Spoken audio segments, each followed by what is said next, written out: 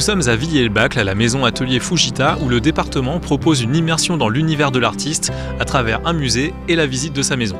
Alors c'est parti pour la visite, suivez-nous.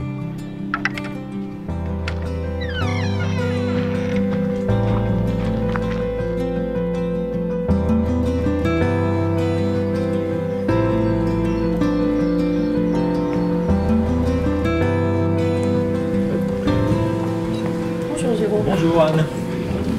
Entrez. Bienvenue chez Fujita. Alors c'est ici. C'est ici.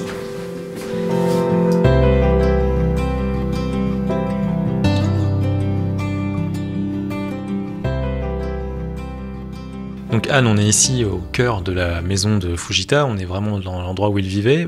Pourquoi il est venu s'installer ici à Villiers-le-Bacle?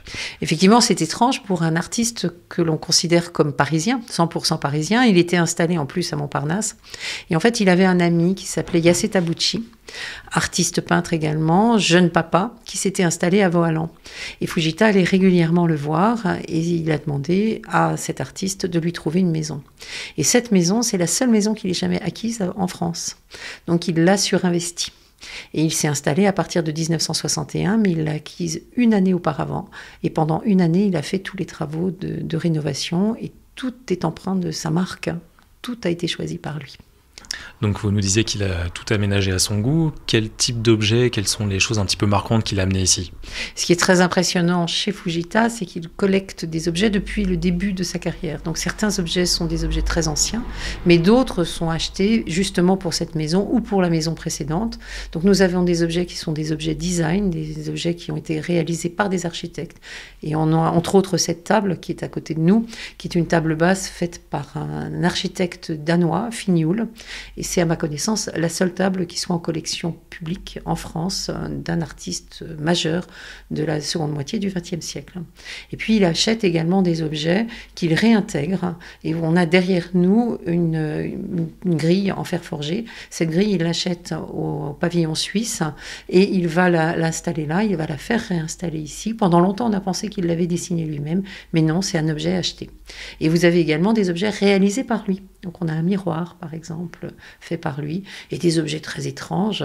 On a une série de petits pingouins qui bougent la tête, des petits pingouins tels qu'on les voyait dans les voitures dans les années 60. Et ça, c'est un cadeau des enfants de Yassé Tabucchi, et c'est un cadeau de Noël fait à leur grand-père d'adoption, Fujita. Mais c'est une maison d'artiste, et donc il y a également un lieu de travail. Ce n'est pas qu'un lieu de vie, et ce lieu de travail est exceptionnel parce que préservé, c'est son atelier. Donc on va y monter. Ok, je vous suis alors. Je vous précède.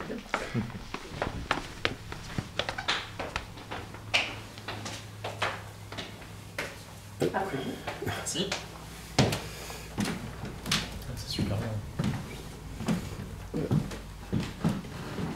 Donc ça y est, là on est dans son atelier, je vois que c'est quand même un volume assez impressionnant et surtout on a l'impression qu'il vient juste de quitter les lieux. Effectivement, Fujita a choisi un espace assez large, puisque c'est 60 mètres carrés au sol. Et en plus, il y a une grande hauteur sous plafond, puisque nous sommes sous comble. Il a réservé l'ancien grenier à un lieu de travail. Et effectivement, grâce à la donation de Kimiyo Fujita, nous avons un atelier resté en l'état. C'est rarement le cas. En règle générale, on se débarrasse des petits objets à la mort d'un artiste, mais Madame Fujita a tenu à conserver absolument tout, tenant ainsi une promesse faite à son mari qui voulait absolument que ce lieu soit ouvert au public. Et donc c'est une chance inouïe que nous avons en Essonne, c'est d'avoir un atelier d'artistes resté en l'état. On peut peut-être profiter un petit peu de ce lieu pour voir un petit peu quelles ont été les périodes un peu phares de son œuvre, de sa vie, de son œuvre. Alors Fujita est un artiste qui arrive, il est déjà diplômé, il arrive en 1913 à Paris. Il va connaître la gloire dans les années 20, c'est ce qu'on appelle les années folles.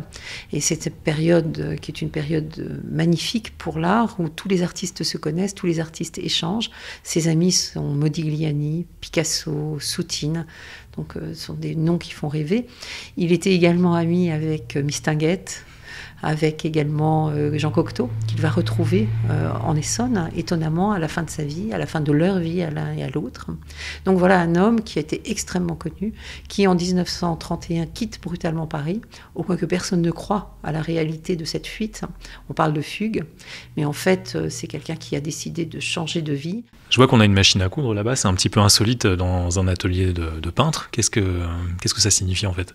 Oui, c'est très étonnant, n'est-ce pas? Parce que Fujita est plutôt connu pour ses grands tableaux et ses grands nus ou ses compositions religieuses, mais il était également un bricoleur hors pair et surtout un couturier. Il a appris la couture et le tissage dès son arrivée à Paris dans un atelier un peu particulier qui s'appelait l'Académie Duncan.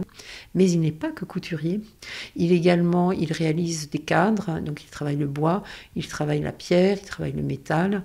Et ce qui est très impressionnant dans cet atelier, c'est que vous avez plusieurs ateliers dans un. Vous avez un atelier d'encadrement, de couture, comme on l'a dit, mais également de reproduction, puisqu'il travaillait à l'épure, c'est-à-dire qu'il reproduisait, il copiait ses œuvres, ses dessins, et il faisait des calques. Et donc vous avez une table qui permettait cette reproduction. Il faisait l'aquarelle, donc on a une zone aquarelle. Et c'est extrêmement étonnant de découvrir un atelier aussi complet et un personnage qui fait la jonction entre art et artisanat.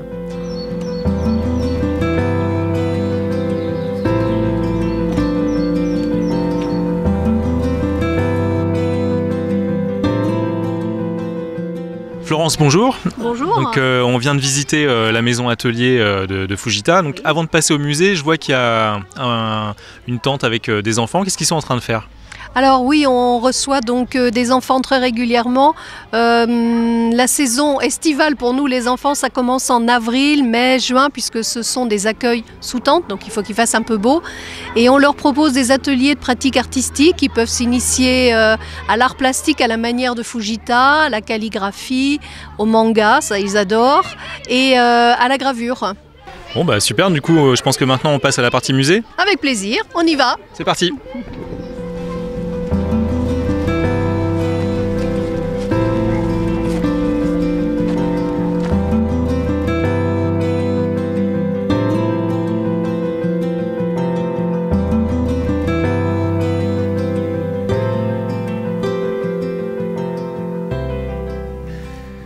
On est à présent dans la partie musée. À quel endroit on se trouve exactement?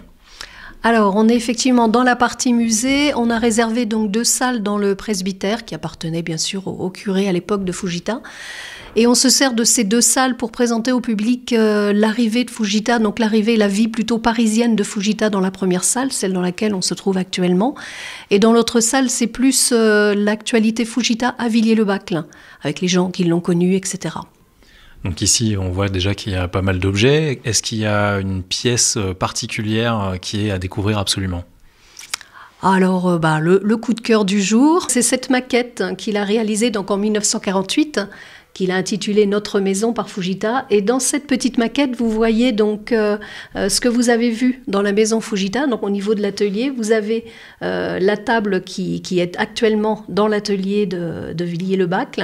Et puis vous avez aussi le lustre qu'il a un petit peu relooké dans l'intérieur de Villiers-le-Bacq. Mais c'est vraiment son intérieur comme il l'a vécu à un moment donné. Ce sont des objets qui le suivent ensuite dans sa vie et qu'il miniaturise pour mettre dans des maquettes. On en a comme ça plusieurs. Et pourquoi il s'était lancé dans les maquettes comme ça?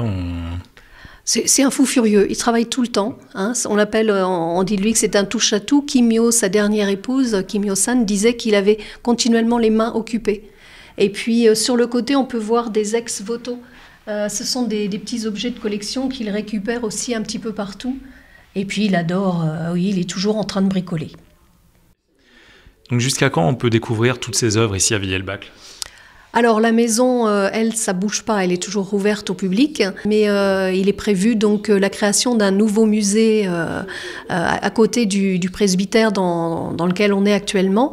Et à partir du moment où le musée va ouvrir ses portes, vous pourrez découvrir les grands fonds blancs qui, en ce moment, sont un petit peu cachés après être sortis beaucoup en 2018. Hein, les grands fonds blancs Fujita se reposent, mais voilà, à partir de 2021, ils seront à nouveau visible ici dans le nouveau musée. Il est fort possible qu'ils ne ressortent même plus. Voilà, ils ont beaucoup voyagé et ils vont finir de se reposer à la maison Atelier Fujita dans le nouveau musée.